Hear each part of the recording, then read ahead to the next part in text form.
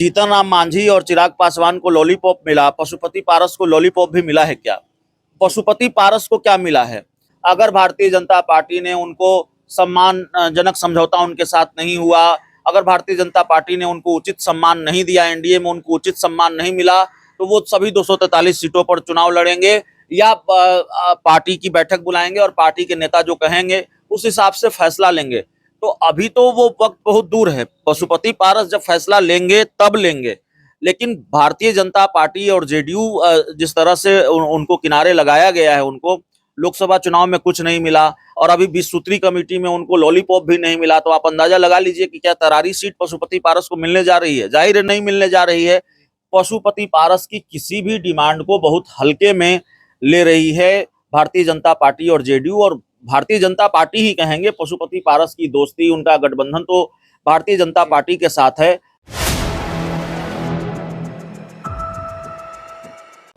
नमस्कार, आप 4 PM देख रहे हैं। मैं हूं आपके साथ ऋषि। क्या पशुपति पारस एनडीए से आउट हो गए हैं, एनडीए से निकल गए हैं? क्योंकि पिछले दिन उन्होंने संकेत भी दिए थे एनडीए से आउट होने के लिए, बताए थे किस तरह से उन्हें एक सीट जो उपचुनाव होने हैं विधानसभा में तरारी पर वो जोर दिए हुए थे। तमाम चीजों पर बात करेंगे। हमारे साथ हमारे सहयोगी अभिषेक मिश्रा जी। क्या लग रहा है, पशुपति पारस एनडीए से आउट हो गए हैं? देखिए, एनडीए से अलग होने के संकेत तो ऋषि पशुपति पारस ने पहले ही दिए थे। और संकेत क्या दिए थे? पशुपति पारस के सामने एनडीए से अलग होने के सिवाय कोई रास्ता छोड़ा गया है क्या? ताजा घटनाक्रमों पर बात करेंगे। जो अपडेट हमारे पास है, जिसकी वजह से हम ये कह रहे हैं या जो आप सवाल उठा रहे हैं कि पशुपति पारस क्या एनडीए से अलग हो गए हैं, उस पर भी हम आएंगे ऋषि। लेकिन थोड़ा बैकग्राउंड समझना पड़ेगा। पशुपति पारस के साथ किस तरह से बीजेपी ने ट्रीट किया, लोकसभा में एक भी सीट उनको नहीं दी, और अब वो मांग रहे हैं विधानसभा की एक सीट कि भाई 4 सीटों पर चुनाव होना है, एक सीट उपचुनाव होना है और तरारी सीट हमको दे दीजिए। हमारे नेता, पार्टी के राष्ट्रीय उपाध्यक्ष हैं सुनील पांडे, दूसरे नंबर पर रहे थे बिहार विधानसभा चुनाव में 2020 में। वो लड़ेंगे हमारी पार्टी की तरफ से। लेकिन भारतीय जनता पार्टी या जेडीयू उनकी ये डिमांड मानने जा रही है क्या? उसके तो साफ संकेत मिल गए हैं। और सवाल है कि क्यों हम कह रहे हैं कि पशुपति पारस एनडीए से आउट हो गए हैं। एनडीए से आउट हो न हो, पशुपति पारस अपनी तरफ से एनडीए से अलग होने का आधिकारिक ऐलान कब करेंगे? लेकिन भारतीय जनता पार्टी और जेडीयू ने तो उनको एनडीए से आउट ही कर दिया है। भारतीय जनता पार्टी और जेडीयू ने एक तरह से उनको आउट कर दिया है। बीजेपी जेडीयू की तरफ से आधिकारिक ऐलान बाकी है कि वो एनडीए में नहीं है। बीजेपी जेडीयू ऐलान नहीं करेगी, लेकिन देखना है पशुपति पारस कब ऐलान करते हैं। अब आप कहेंगे या दर्शकों के जेहन में सवाल होगा कि भाई ऐसा क्या हो गया कि हम ये कह रहे हैं कि पशुपति पारस एनडीए से आउट हो गए हैं। 20 सूत्री कमेटी बनी है, जिसकी खबर हमने पहले भी दिखाई। हमने बताया कि चिराग पासवान और जीतन राम मांझी को लॉलीपॉप थमा दिया गया। तो जो 20 सूत्री कमेटी बनी है, उसमें जेडीयू बीजेपी नेताओं को सदस्य और अध्यक्ष और उपाध्यक्ष का पद मिला है, लेकिन चिराग पासवान और जीतन राम मांझी को लॉलीपॉप मिला है। इनका जो गढ़ माना जाता है चिराग पासवान और जीतन राम मांझी का, उस जिले में भी इनकी पार्टी के किसी नेता को अध्यक्ष या उपाध्यक्ष नहीं बनाया गया है। लॉलीपॉप मिला है, मतलब सदस्य बनाया गया है।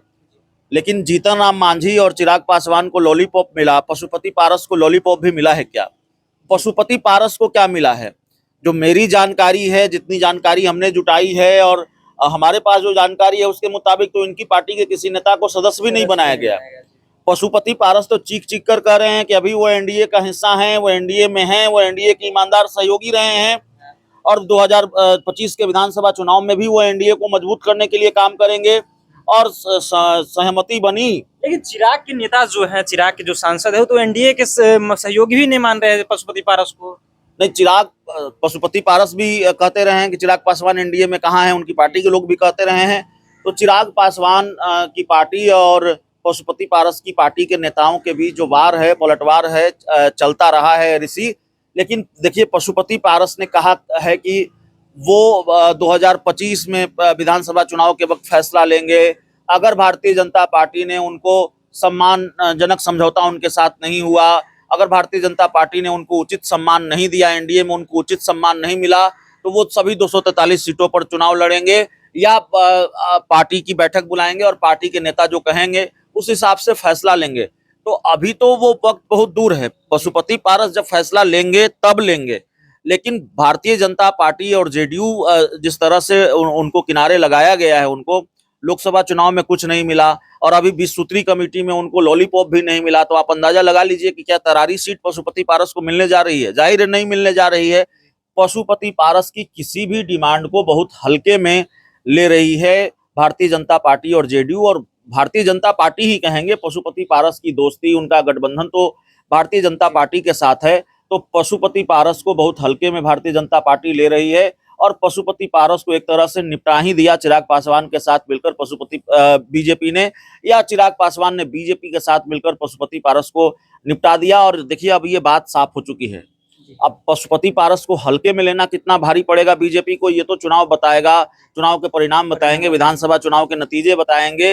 लेकिन इतना जरूर है कि पशुपति पारस बिल्कुल तेवर दिखा रहे हैं और उनकी पार्टी नेता भी तेवर दिखा रहे हैं, कर रहे हैं टाइगर जिंदा है। उनकी पार्टी की एक बैठक हुई थी, राज्य स्तरीय बैठक हुई थी, और उस बैठक में उनकी पार्टी के नेताओं ने उनको कहा कि गलती हुई है, पार्टी से गलती हुई है पशुपति पारस से। उन्होंने अपनी पार्टी के राष्ट्रीय अध्यक्ष को भी सुनाया, कहा कि गलती हुई है, आपको जब एक भी सीट नहीं मिली तो हम लोगों को चुनाव लड़ना चाहिए था, लोकसभा का चुनाव, हमें बीजेपी के सामने सरेंडर नहीं करना चाहिए था, और गलती हुई तो हुई, जो गलती हुई वो गलती अब दोहरानी नहीं है। और अब अगर भारतीय जनता पार्टी उचित सम्मान नहीं देती है तो अब हम लोगों को अकेले भी चुनाव लड़ना चाहिए या किसी दूसरे गठबंधन में जाकर चुनाव लड़ना चाहिए। तो अगर अकेले नहीं लड़ेंगे, अगर बीजेपी के साथ नहीं लड़ेंगे, एनडीए के साथ नहीं लड़ेंगे, तो जाहिर है आरजेडी के साथ लड़ेंगे, आरजेडी के साथ नहीं बात बनेगी तो वो अकेले लड़ेंगे। तो वो होना है। पशुपति पारस इस बार तेवर दिखाएंगे, पशुपति पारस तेवर दिखाने की तैयारी कर रहे हैं। नतीजा चाहे जो कुछ भी हो, पशुपति पारस को भारी नुकसान उठाना पड़े, कुछ फायदा हो जाए, जो नतीजा आए, जो परिणाम आए, लेकिन पशुपति पारस और उनकी पार्टी के नेताओं की राय अब यही है कि अगर भारतीय जनता पार्टी ने उचित सम्मान नहीं दिया तो वो चुनाव में जाएंगे। लेकिन अभी जो घटनाक्रम हुआ है, पशुपति पारस अगर ये कह रहे हैं कि बीजेपी से उचित सम्मान नहीं मिला तो वो आगे का फैसला ले सकते हैं पार्टी के नेता। उचित सम्मान तो नहीं मिल रहा है, नहीं मिला क्या, उचित सम्मान तो नहीं ही मिल रहा है आपको। जो पार्टी 20 सूत्री कमेटी, जिस एनडीए में आपको 20 सूत्री कमेटी में कोई हिस्सेदारी नहीं मिल रही है, वो विधानसभा की सीटों में आपको हिस्सेदारी देगी। और जिसने लोकसभा का टिकट आपको नहीं दिया, लोकसभा की एक भी सीट नहीं दी, वो विधानसभा की कितनी सीटें आपको देगी, यह भी अपने आप में सवाल है। तरारी सीट आपको कैसे दे दी जाएगी, यह भी अपने आप में सवाल है।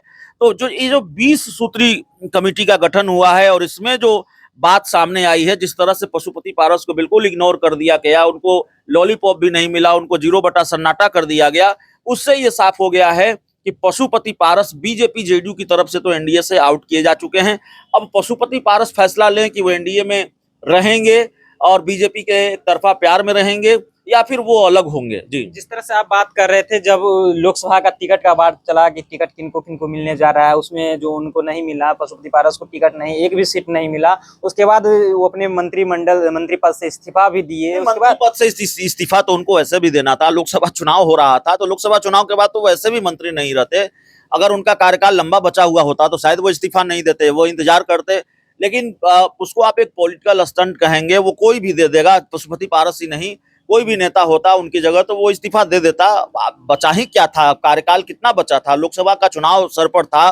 लोकसभा चुनाव होता तो आपने देखा कि जिस विभाग के मंत्री पशुपति पारस थे, उसी विभाग के मंत्री चिराग पासवान बन गए, तो भतीजे को मंत्री बनना था, उन्हीं के विभाग का मंत्री बनना था, तो जाहिर है उनको ऐसे भी जाना था, तो उन्होंने इस्तीफा दे दिया, तेवर दिखाए कि भाई हम नहीं रहेंगे, हम इस्तीफा देंगे। जी, लेकिन जिस तरह से खबरें चल के आई, उसके बाद बताया गया कि राजद में जा रहे हैं, लेकिन राजद भी एक्सेप्ट, ऐसी खबरें आई कि राजद एक्सेप्ट नहीं कर रही है। लालू यादव से बहुत बेहतर डील नहीं हुई, लालू यादव से बहुत बेहतर बातचीत नहीं हुई। आप ठीक कर रहे हैं, खबर आई थी इस तरह की, लेकिन लालू यादव और पशुपति पारस के बीच बहुत बेहतर बातचीत उस समय भी नहीं हो पाई, आगे भी शायद नहीं हो पाए। इसीलिए पशुपति पारस ने प्लान बी की भी बात कही है कि प्लान बी भी रेडी है और आगे वो फैसला लेंगे, 243 सीटों पर भी लड़ सकते हैं। चलिए, तो पशुपति पारस क्या एनडीए से आउट हो गए हैं? तमाम सवालों को जवाब एक एक करके बारीकी से आपको समझा रहे थे हमारे साथ जो अभिषेक मिश्रा जी थे। उन तमाम बातों को आपकी प्रतिक्रिया क्या है, अपनी प्रतिक्रिया नीचे कमेंट बॉक्स में रखेगा। आप देख रहे थे 4PM। धन्यवाद।